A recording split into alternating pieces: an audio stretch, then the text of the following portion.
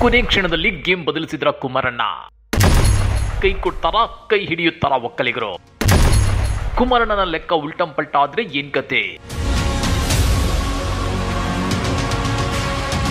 ತಮ್ಮ ಪುತ್ರ ನಿಖಿಲ್ರನ್ನ ಗೆಲ್ಲಿಸಿಕೊಳ್ಳೋದಕ್ಕೆ ಕೇಂದ್ರ ಸಚಿವ ಎಚ್ ಡಿ ಕುಮಾರಸ್ವಾಮಿ ಮಾಡಿದ ಕಸರತ್ತು ಒಂದೆರಡಲ್ಲ. ಆದ್ರೆ ಆರಂಭದಲ್ಲಿ ಯಾವ ಪ್ಲಾನ್ ವರ್ಕೌಟ್ ಆಗಿರ್ಲಿಲ್ಲ. ಹೀಗಾಗಿ ಕೊನೆಗೆ 92 ವರ್ಷ ವಯಸ್ಸಿನ ದೇವೇಗೌಡರನ್ನೇ ಅಕ್ಕಡಕ್ಕಿಳಿಸಿ ಅವರಿಂದ ಭಾವನಾತ್ಮಕ ಭಾಷಣ ಮಾಡಿಸಿದ್ರು. ಹಾಗಾದ್ರೆ ಚನ್ನಪಟ್ಟಣದ ಒಕ್ಕಲಿಗರು ನಿಖಿಲ್ ಕೈ ಹಿಡಿಯುತ್ತಾರಾ, ಕೈ ಕೊಡ್ತಾರಾ? ಕುಮಾರಣ್ಣ ಪ್ಲಾನ್ ಉಲ್ಟಂ ಪಲ್ಟ ಆದ್ರೆ ಮುಂದೇನ್ ಗತೆ? ತಮ್ಮ ಪುತ್ರನಿಗೆ ರಾಜಕೀಯ ಸನ್ಯಾಸತ್ವ ಕೊಡಿಸ್ತಾರ ಕುಮಾರಸ್ವಾಮಿ? ಅದನ್ನ ಡೀಟೇಲ್ ಆಗಿ ತೋರಿಸ್ತೀವಿ. ಆದ್ರೆ ಅದಕ್ಕಿಂತ ಮೊದಲು ಹಲೋ ಕನ್ನಡ ಯೂಟ್ಯೂಬ್ ಚಾನೆಲ್ ಅನ್ನ ಸಬ್ಸ್ಕ್ರೈಬ್ ಮಾಡ್ಕೊಳ್ಳಿ.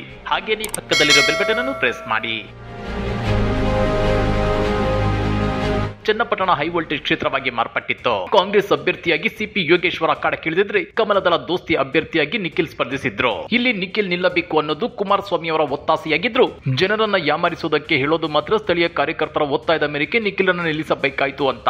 ಕುಮಾರಸ್ವಾಮಿ ಅವರ ನವರಂಗಿ ಮಾತುಗಳನ್ನ ಪ್ರಜ್ಞಾವಂತ ಮತದಾರರು ನಂಬೋದಿಲ್ಲ ಬಿಡಿ. ಆದ್ರೆ ಕುಮಾರಣ್ಣನ ಮೇಲೆ ಅಂಧ ಅಭಿಮಾನ ಹೊಂದಿರೋ ಒಕ್ಕಲಿಗರಲ್ಲಿ ಒಂದಷ್ಟು ಜನ ಕುಮಾರಣ್ಣನ ಮಾತುಗಳನ್ನ ಬಲವಾಗಿ ಬ್ಲೈಂಡ್ ಆಗಿ ನಂಬುತ್ತಿದ್ದಾರೆ. ಅದನ್ನೇ ಎನ್ಕ್ಯಾಶ್ ಮಾಡಿಕೊಂಡಿರೋ ಕುಮಾರಸ್ವಾಮಿ ಚನ್ನಪಟ್ಟಣದಲ್ಲಿರೋ ಸುಮಾರು 2.28 ಲಕ್ಷ ವೋಟುಗಳನ್ನ ಜಾತಿ ಆಧಾರದ ಮೇಲೆ ಹೇಗೆ ತಮ್ಮ ಪರ ಸೆಳೆಯಬೇಕು ಅಂತೇಳಿ ಪ್ಲಾನ್ ಮಾಡಿದ್ದಾರೆ. ಅದರಂತೆ ಕಾರ್ಯತಂತ್ರವನ್ನು ಹೆಣೆದಿದ್ದಾರೆ. ಹಾಗಾದ್ರೆ ಪುತ್ರನ ಗೆಲುವಿಗಾಗಿ ಕುಮಾರಣ್ಣ ಮಾಡಿರೋ ಪ್ಲಾನ್ ಆದ್ರೂ ಏನ್ ಗೊತ್ತಾ? ಅದನ್ನ ಪಾಯಿಂಟ್ ಬೈ ಪಾಯಿಂಟ್ ತೋರಿಸ್ತೀವಿ ನೋಡಿ. ನಂಬರ್ 1, ಬಿಜೆಪಿ ಜೊತೆ ದೋಸ್ತಿ. ಕುಮಾರಸ್ವಾಮಿಗೆ ಬಿಜೆಪಿ ದೋಸ್ತಿಯ ಸಿಂಹಬಲ. ಇವರು ಮಂಡ್ಯದಲ್ಲಿ ಎಂಪಿಯಾಗಿ ಗೆದ್ದಿದ್ದು ಇವರ ವರ್ಚಸ್ಸಿನ ಜೊತೆಗೆ ಮೋದಿ ನಾಮಬಲ ಸೇರ್ಪಡೆಯಾಗಿದ್ದರಿಂದ ಗೆದ್ದು ಈಗ ಕೇಂದ್ರದಲ್ಲಿ ಮಂತ್ರಿ ಕೂಡ ಆಗಿದ್ದಾರೆ. ಅದೇ ರೀತಿ ನಿಖಿಲ್ರನ್ನ ಚನ್ನಪಟ್ಟಣದಲ್ಲಿ ನಿಲ್ಲಿಸಿ ಬಿಜೆಪಿ ಬೆಂಬಲದೊಂದಿಗೆ ಗೆಲ್ಲಿಸಿಕೊಳ್ಳಬೇಕು ಅನ್ನೋದು ಕುಮಾರಸ್ವಾಮಿ ಅವರ ಬಹುದಿನದ ಪ್ಲಾನ್ ಆಗಿತ್ತು. ಅದರಂತೆ ಬಿಎಸ್ವೈ ಸೇರಿದಂತೆ ಕೆಲ ಘಟಾನುಘಟಿ ಬಿಜೆಪಿ ನಾಯಕರನ್ನ ಕರ್ಕೊಂಡು ಹೋಗಿ ತಮ್ಮ ಪುತ್ರ ನಿಖಿಲ್ ಪರ ಪ್ರಚಾರ ಮಾಡಿಸಿದ್ರು. ನಂಬರ್ 2, ಒಕ್ಕಲಿಗ ಅಸ್ತ್ರ. ಚನ್ನಪಟ್ಟಣದಲ್ಲಿ ಕಳೆದ ಸಲ ಗೆದ್ದಿದ್ದ ಕುಮಾರಸ್ವಾಮಿ ಅವರಿಗೆ ಇಲ್ಲಿನ ಮತದಾರರ ಪಲ್ಸ್ ರೇಟ್ ಚೆನ್ನಾಗಿ ಗೊತ್ತಿದೆ. ಅದರಲ್ಲೂ ಅದೆಷ್ಟೋ ಒಕ್ಕಲಿಗರು ಇಂದಿಗೂ ಕುಮಾರಣ್ಣ ಬೆನ್ನಿಗಿದ್ದಾರೆ. ಕಾಂಗ್ರೆಸ್ ಅಭ್ಯರ್ಥಿ ಸಿಪಿ ಯೋಗೇಶ್ವರ್ ಸ್ಥಳೀಯ ಮತ್ತು ಒಕ್ಕಲಿಗ ಮುಖಂಡರಾಗಿದ್ರು. ಬಹುತೇಕ ಒಕ್ಕಲಿಗರು ಕುಮಾರಣ್ಣನ ಪರ ಇದ್ದಾರೆ ಅನ್ನೋದು ಜೆಡಿಎಸ್ ನಾಯಕರ ಲೆಕ್ಕಾಚಾರ. ನಿಮ್ಗೆ ಗೊತ್ತಿರ್ಲಿ, ಆರಂಭದಲ್ಲಿ ಕಾಂಗ್ರೆಸ್ನ ಸಿಪಿ ಯೋಗೇಶ್ವರ್ ಅವರು ಸುಲಭವಾಗಿ ಗೆಲ್ತಾರೆ ಅನ್ನೋ ಪರಿಸ್ಥಿತಿ ಇತ್ತಾದ್ರೂ ಕಳೆದ 4-5 ದಿನಗಳಿಂದ ನಿಖಿಲ್ ಕುಮಾರಸ್ವಾಮಿ ಅವರ ಪರಿಸ್ಥಿತಿ ಸುಧಾರಿಸಿಕೊಂಡಿತ್ತು. ಅಂದ ಹಾಗೆ ಮುಸ್ಲಿಂ ಕುರುಬ ಪರಿಶಿಷ್ಟ ಮತಗಳು ಕನ್ಸಾಲಿಡೇಟ್ ಆಗುವುದರ ಜೊತೆಗೆ ಬಲಿಷ್ಠ ಒಕ್ಕಲಿಗ ಸಮುದಾಯದ 40% ಮತಗಳನ್ನ ಪಡೆದ್ರೆ ಕಾಂಗ್ರೆಸ್ ಅಭ್ಯರ್ಥಿ ಯೋಗೇಶ್ವರ್ ಗೆಲ್ಲುವುದು ನಿಶ್ಚಿತ ಎನ್ನುವಂತಿತ್ತು. ಆದ್ರೆ ಕೊನೆ 4 ದಿನದಲ್ಲಿ ಚನ್ನಪಟ್ಟಣದ ಚಿತ್ರಣ ಬದಲಾಗಿತ್ತು. ಚನ್ನಪಟ್ಟಣ ಕ್ಷೇತ್ರದಲ್ಲಿ ಲಿಂಗಾಯತ, ಬ್ರಾಹ್ಮಣ, ನೇಕಾರರು ಸೇರಿದಂತೆ ಇತರೆ ಸಮುದಾಯಗಳ ಮತಗಳನ್ನ ಕನ್ಸಾಲಿಡೇಟ್ ಮಾಡಿದ್ದ ಯಡಿಯೂರಪ್ಪ ಮತ್ತು ವಿಜಯೇಂದ್ರ ಅವರು ನಿಖಿಲ್ ಗೆಲುವಿಗೆ ಬೇಸಿಕ್ ಪವರ್ ತುಂಬಿದ್ರು. ಇದು ಒಂದು ಕಡೆಯಾದ್ರೆ ಮಾಜಿ ಪ್ರಧಾನಿ H D Deve Gowda, H D Kumaraswamy ಅವರು ಕ್ಷೇತ್ರದ 70% ಒಕ್ಕಲಿಗ ಮತಗಳು ನಿಖಿಲ್ ಅವರಿಗೆ ದಕ್ಕುತ್ತವೆ ಅನ್ನೋ ಆತ್ಮವಿಶ್ವಾಸದಲ್ಲಿದ್ದಾರೆ. ಈ ಪ್ಲಾನ್ ನಿಜಕ್ಕೂ ವರ್ಕೌಟ್ ಆಗಿದ್ದೇ ಆದ್ರೆ ನಿಖಿಲ್ ಗೆಲುವು ಪಕ್ಕಾ ಅಂತಾನೆ ಹೇಳಬಹುದು. ಇನ್ನ ಉಳಿದಂತೆ ಕುರುಬ ಮತದಾರರು ಸಿದ್ದರಾಮಯ್ಯ ಬೆನ್ನಿಗಿದ್ದಾರಾದ್ರೂ ಕಾಂಗ್ರೆಸ್ನ ಗೆಲುವು ಮುಂದೆ ಬೀರಬಹುದಾದ ರಾಜಕೀಯ ಪರಿಣಾಮಗಳನ್ನು ಊಹಿಸಬಲ್ಲ ಅವರು ಯಾವ ನಿರ್ಧಾರಕ್ಕಾದ್ರೂ ಬರಬಹುದು ಮತ್ತು ಒಂದು ಮಟ್ಟದಲ್ಲಿ ಅದು ತಮಗೆ ಪ್ಲಸ್ ಆಗಬಹುದು ಅನ್ನೋದು ಜೆಡಿಎಸ್ ನಾಯಕರ ನಂಬಿಕೆ. ನಂಬರ್ 3, ದೊಡ್ಡಗೌಡರ ಭಾವನಾತ್ಮಕ ಭಾಷಣ.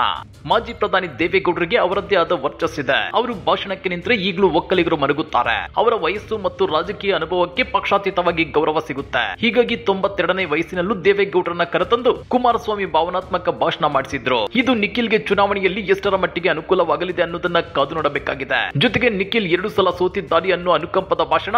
ಯುವ ಮುಖಂಡ ನಿಖಿಲ್ ಕಣ್ಣೀರಿನ ಬಗ್ಗೆ ಕಾಂಗ್ರೆಸ್ ನಾಯಕರು ಕುಂಕು ಮಾತನಾಡಿದ್ರು. ಅದು ಜೆಡಿಎಸ್ಗೆ ವರದಾನವಾಗುವ ಸಾಧ್ಯತೆ ಇದೆ ಅನ್ನೋ ರಾಜಕೀಯ ವಿಶ್ಲೇಷಣೆಗಳಿವೆ.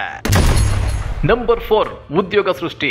ಇನ್ನ ನಿಖಿಲ್ ಗೆದ್ರು ಗೆಲ್ಲದಿದ್ರು ಕೇಂದ್ರ ಕೈಗಾರಿಕಾ ಸಚಿವರಾಗಿರೋ ಕುಮಾರಸ್ವಾಮಿ ಮಂಡ್ಯ ಮತ್ತು ರಾಮನಗರ ಭಾಗದಲ್ಲಿ ಕಾರ್ಖಾನೆಗಳನ್ನು ಸ್ಥಾಪಿಸಬೇಕು ಅನ್ನೋ ಮಹದಾಸೆ ಹೊಂದಿದ್ದಾರೆ. ಆ ಮೂಲಕ ಈ ಭಾಗದ ಜೆಡಿಎಸ್ ಬೇರುಗಳನ್ನ ಮತ್ತಷ್ಟು ಗಟ್ಟಿ ಮಾಡ್ಕೋಬೇಕು ಅನ್ನೋ ಪ್ಲಾನ್ ಮಾಡಿದ್ದಾರೆ.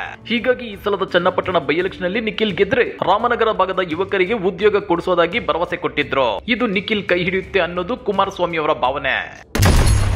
ನಂಬರ್ 5, ಜಮೀರ್ ಅಹಮದ್ ಎಡವಟ್ಟು. ಕುಮಾರಸ್ವಾಮಿ ಅವರ ವಿರುದ್ಧ ಸಚಿವ ಜಮೀರ್ ಅಹಮದ್ ಖಾನ್ ಕರಿಯಣ್ಣ ಅನ್ನೋ ಸ್ಟೇಟ್ಮೆಂಟ್ ಅನ್ನ ಕೊಟ್ಟಿದ್ರು. ಇದನ್ನ ಎನ್ಕ್ಯಾಶ್ ಮಾಡಿಕೊಳ್ಳಲು ಮುಂದಾಗಿದ್ದ ದಳಪತಿಗಳು ಜಮೀರ್ ವಿರುದ್ಧ ಪ್ರತಿಭಟನೆಗಳನ್ನ ಮಾಡುವ ಮೂಲಕ ಒಕ್ಕಲಿಗರ ಅಸ್ಮಿತೆಯನ್ನ ಬಡಿದೆಬ್ಬಿಸಿ ನಿಖಿಲ್ ಪರ ನಿಲ್ಲುವಂತೆ ಮಾಡಲು ಯತ್ನಿಸಿದ್ದಾರೆ. ಇದರ ಜೊತೆಗೆ ಸಚಿವ ಜಮೀರ್ ಅಹಮದ್ ಫೀಲ್ಡ್ ಇಳಿದ ಮೇಲೆ ವಾಕ್ ಭೂಮಿ ಎಪಿಸೋಡ್ ಮುನ್ನೆಲೆಗೆ ಬಂದಿದೆಯಲ್ಲದೆ ಹಿಂದೂ ಮತಗಳನ್ನ ಕನ್ಸಾಲಿಡೇಟ್ ಮಾಡಿತ್ತು ಮತ್ತು ಅದೇ ಅಂಶ ನಿಖಿಲ್ ಗೆಲುವಿಗೆ ಪೂರಕವಾಗುತ್ತೆ ಅನ್ನೋದು ಕುಮಾರಣ್ಣನ ನಂಬಿಕೆ. ಇದೆಲ್ಲವನ್ನು ಪಕ್ಕಕ್ಕಿಟ್ರೆ ಸಿಪಿ ಯೋಗೇಶ್ವರ್ ಅವರ ಬೆನ್ನಿಗೆ ಬಂಡೆ ಬ್ರದರ್ಸ್ ಗಟ್ಟಿಯಾಗಿ ನಿಂತಿದ್ರು. ಸಿಪಿ ಯೋಗೇಶ್ವರ್ ಅವರು ಗೆದ್ರೆ ರೂಲಿಂಗ್ ಪಾರ್ಟಿ ಶಾಸಕರಾಗ್ತಾರೆ. ಚನ್ನಪಟ್ಟಣದ ಸರ್ವತೋಮುಖ ಅಭಿವೃದ್ಧಿ ಸಾಧ್ಯವಾಗುತ್ತೆ ಅನ್ನೋ ಕೂಗು ಚನ್ನಪಟ್ಟಣದಲ್ಲಿ ದಟ್ಟವಾಗಿತ್ತು. ಅಷ್ಟೇ ಅಲ್ಲ, ನಿಖಿಲ್ ಗೆದ್ರೆ ಅದರಿಂದ ಕುಮಾರಣ್ಣ ಅಂಡ್ ಜೆಡಿಎಸ್ ಫ್ಯಾಮಿಲಿಗೆ ಉಪಯೋಗವೇ ವಿನಃ ಚನ್ನಪಟ್ಟಣದ ಜನರಿಗೆ ಯಾವುದೇ ಉಪಯೋಗವಿಲ್ಲ ಅನ್ನೋ ಮಾತುಗಳು ಜೋರಾಗಿದ್ವು. ಎಲ್ಲಕ್ಕಿಂತ ಮುಖ್ಯವಾಗಿ ಡಿಕೆ ಬ್ರದರ್ಸ್ ಚನ್ನಪಟ್ಟಣ ಸೇರಿದಂತೆ ಇಡೀ ರಾಮನಗರ ಜಿಲ್ಲೆಯನ್ನ ಬೆಂಗಳೂರಿನ ಭಾಗ ಅಂತ ಗುರುತಿಸಲು ಮುಂದಾಗಿದ್ದಾರೆ. ಈ ಭಾಗದ ಜನರ ಭೂಮಿಗೆ ಚಿನ್ನದ ಬೆಲೆ ಬರುವಂತೆ ಮಾಡಲು ಬೃಹತ್ ಕೈಗಾರಿಕೆಗಳನ್ನು ನಿರ್ಮಿಸಲು ಪ್ಲಾನ್ ಮಾಡಿದ್ದಾರೆ.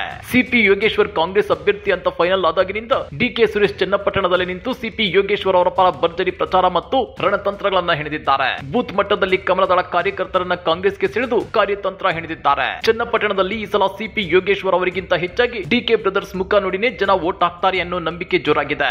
ಎಲ್ಲಕ್ಕಿಂತ ಮುಖ್ಯವಾಗಿ ಸಿಪಿ ಯೋಗೇಶ್ವರ್ ಗೆದ್ರೆ ಡಿಕೆಶಿ ಸಿಎಂ ಆಗ್ತಾರೆ ಅನ್ನೋ ಕೂಗು ಕೂಡ ಚನ್ನಪಟ್ಟಣದಲ್ಲಿ ಎದ್ದಿತ್ತು. ಹೀಗಾಗಿ ಚನ್ನಪಟ್ಟಣ ಅಖಾಡದಲ್ಲಿ ಜಿದ್ದಿನ ಸಮರವೇ ಏರ್ಪಟ್ಟಿದ್ದು, ಯಾರೇ ಗೆದ್ರು ಯಾರೇ ಸೋತ್ರು ಅಲ್ಪ ಮತಗಳ ಅಂತರ ಇರುತ್ತೆ ಅನ್ನೋ ರಾಜಕೀಯ ವಿಶ್ಲೇಷಣೆಗಳಿವೆ. ಅದು ಗೊತ್ತಾಗಬೇಕು ಅಂದ್ರೆ ನವೆಂಬರ್ 23ರಂದು ಹೊರಬೀಳೋ ಫಲಿತಾಂಶದವರೆಗೂ ಕಾಯಲೇಬೇಕು. ಈ ಬಗ್ಗೆ ನೀವೇನಂತೀರಾ?